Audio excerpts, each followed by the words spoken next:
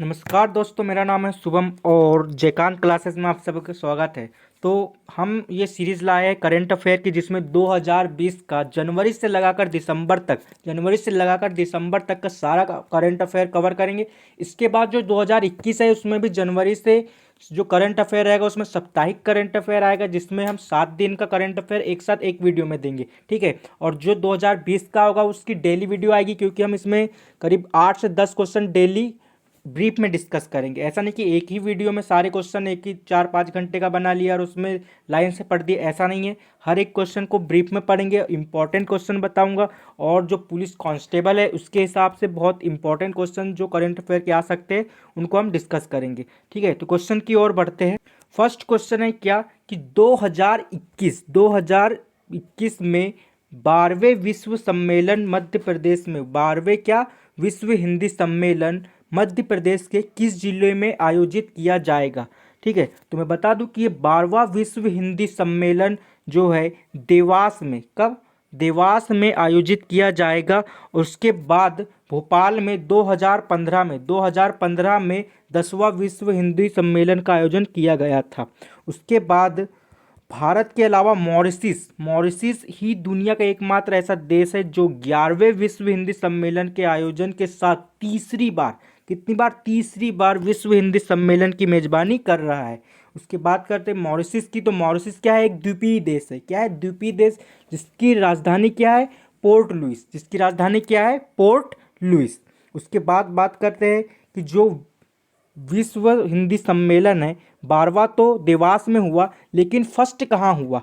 तो जो फर्स्ट विश्व हिंदी सम्मेलन है उसका आयोजन 10 जनवरी 1975 को नागपुर में किया गया था। कहाँ पे किया गया था, नागपुर में, 10 जनवरी 1975 को। और इसीलिए 10 जनवरी को क्या बनाते हैं हम, क्या बनाते हैं, विश्व हिंदी दिवस, ठीक है ना। 10 जनवरी को क्या बनाते हैं, विश्व हिंदी दिवस सेलिब्रेट करते हैं।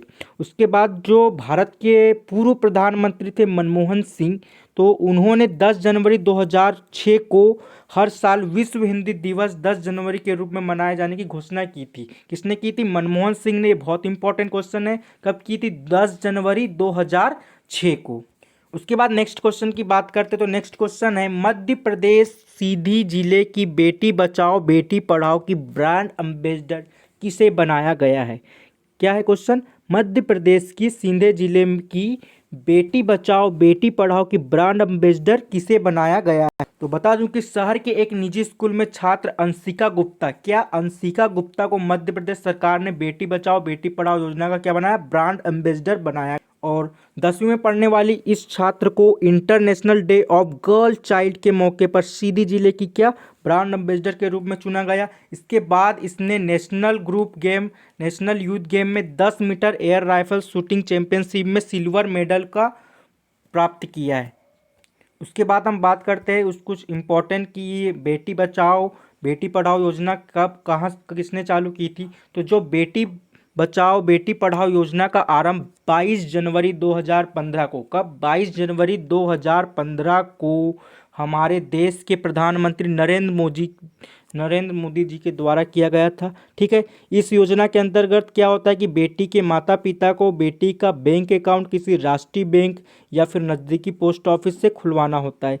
इसके बाद जिसके अंतर्गत इन्हें इस बेटी के बैंक अकाउंट खोलने से लेकर 14 वर्ष की आयु तक एक निर्धारित धनराशि जमा करनी पड़ती है। उसके बाद यह बैंक अकाउंट बेटी के जन्म से 10 वर्ष की आयु तक खुलाया जा सकता है।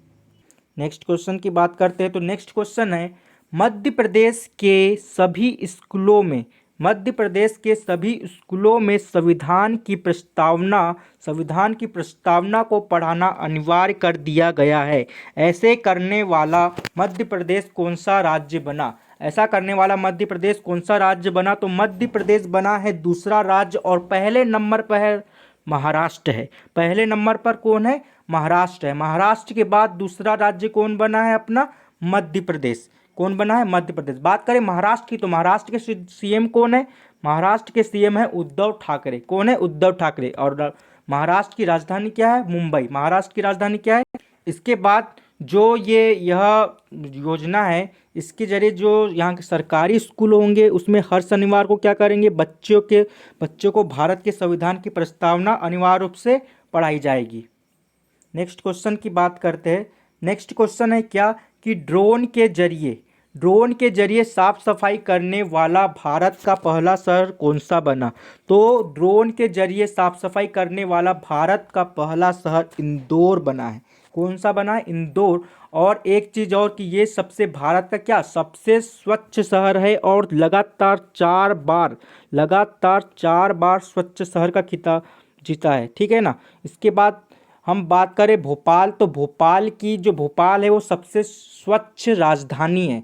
भोपाल क्या है, सबसे स्वच्छ राजधानी है। और इसके बाद इस लिस्ट में गुजरात शहर का गुजरात का क्या सूरत है, वो दूसरे नंबर पे है, काय में है दूसरे नंबर पे स्वच्छ सिटी में। उसके बाद महाराष्ट्र की नवी मुंबई कौन से स्थान पर है, तीसरे स्थान पर है। तीसरे स्थान पर कौन है, नवी मुंबई। दूसरे स्थान पर कौन है, सूरत। और फर्स्ट पे कौन है, इंदौर, जो लगातार चार बार स्वच्छ शहर का खिताब जीता है। नेक्स्ट क्वेश्चन की बात करते हैं। तो नेक्स्ट क्वेश्चन है कि भोपाल की रानी स्नेहा सुल्तान का हाल ही में 80 वर्ष की आयु में क्या हुआ, निधन हो गया है। उनका किस नाम से जाना जाता है, तो उनको भोपाल की रानी के नाम से जाना जाता था, ठीक है ना। और वो जो थी वो भोपाल रियासत की क्या थी, राजकुमारी थी। और उनका जो निधन हुआ है वो कहाँ हुआ है, हैदराबाद में, ठीक है। हैदराबाद क्या है, तेलंगाना की राजधानी और आंध्र प्रदेश दोनों की क्या है, हैदराबाद राजधानी है। तो उनका निधन हैदराबाद में हुआ है। नेक्स्ट क्वेश्चन की ओर बढ़ते हैं। सुनीता चंद्रा जो पूर्व भारतीय हॉकी टीम की क्या है, कप्तान, ठीक है ना, कप्तान थी, जिनका हाल ही में क्या हो गया है, निधन हो गया है। और उनका जो गृह नगर कौन सा था, तो उनका गृह नगर था क्या, भोपाल, ठीक है ना। उनका गृह नगर क्या था, भोपाल। और इन्हें अर्जुन पुरस्कार से सम्मानित भी किया गया था। कौन से पुरस्कार से, अर्जुन पुरस्कार से, ठीक है। तो अर्जुन पुरस्कार के बारे में कुछ बात कर लेते हैं कि अर्जुन पुरस्कार खिलाड़ी को दिया जाने वाला क्या एक पुरस्कार है जो भारत सरकार द्वारा खेल के क्षेत्र में उत्कृष्ट प्रदर्शन के लिए दिया जाता है। इस पुरस्कार का प्रारंभ हुआ था 1961 में। कब हुआ था, 1961 में इस पुरस्कार का प्रारंभ हुआ था। पुरस्कार स्वरूप क्या दिया जाता है, 15 लाख रुपए की राशि दी जाती है। उसके बाद अर्जुन की कांस्य प्रतिमा और एक प्रशस्ति पत्र दिया जाता है। नेक्स्ट क्वेश्चन की ओर बढ़ते, 7वां प्रश्न है मध्य प्रदेश उपचुनाव में कितने सीटों पर मतदान हुए हैं। तो बता दूं कि 28 सीटों पर मतदान हुए, जिसमें से बीजेपी को 19 सीट मिली, कांग्रेस को 9 सीट मिली। और उसके बाद बात करते हैं कि मध्य प्रदेश की कुल विधानसभा सीट कितनी है, 230 है, जिसमें भाजपा की 126 है, कांग्रेस की कुल 90 सीट, उसके बाद अन्य की है 7, ठीक है। अगले प्रश्न की बात करें तो अगला प्रश्न है एकीकृत वाहन पंजीकरण शुरू करने वाला पहला राज्य कौन बना।